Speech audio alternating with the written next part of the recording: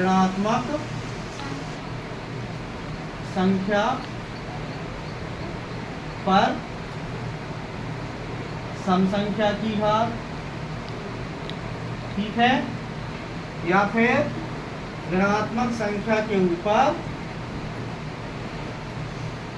ऋणात्मक संख्या के ऊपर ऋणात्मक संख्या पर के ऊपर काय की घात, काय की घात, विषम संख्या की घात, काय की घात, विषम संख्या की घात, विषम संख्या की घात। सभी लोग बोलो, ऋणात्मक संख्या के ऊपर सम संख्या की घात और ऋणात्मक संख्या के ऊपर विषम संख्या की घात। अब ध्यान दो, यदि किसी ऋणात्मक संख्या के ऊपर सम संख्या की घात, सम संख्याएं कौन सी होती हैं, 2, 4, 6, 8, 10, जिनके इकाई अंक 0, 2, 4, 6, 8 होता है, वो सम संख्या होती हैं।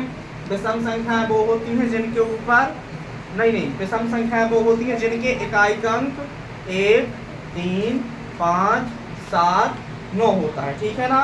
तो देखो, यदि ऋणात्मक संख्या के ऊपर सम संख्या की घात लगाते हैं तो ये तो पता है कि 2 दूनी 4 हो जाएगा।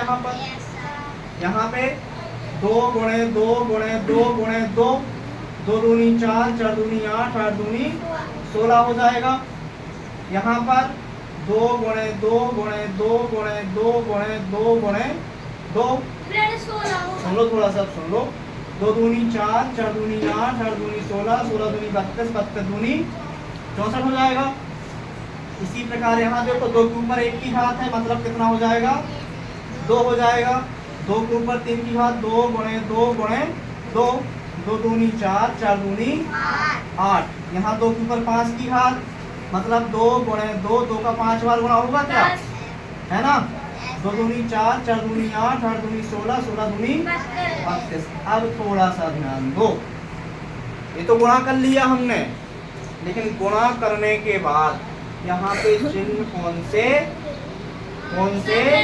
आएंगे, समझ लो, ठीक है ना। चिन्ह कौन से आएंगे, यहाँ पे ऋण की संख्या थी, घात कौन सी थी, सम संख्या की, यहाँ पे ऋण की संख्या थी, घात कौन सी थी, सम संख्या, कौन सी संख्या की थी, तो जब ऋण की संख्या के ऊपर सम संख्या की घात हो तो चाहे जितने बार उसका गुणा किया जाए, संख्या धनात्मक होती है। क्या होती है, मतलब धन की संख्या आएगी।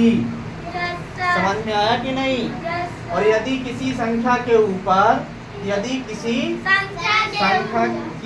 ऋणात्मक संख्या के ऊपर विषम संख्या की घात होती है, काय की होती है, विषम संख्या की घात होती है, तो उसका मान ऋणात्मक होता है।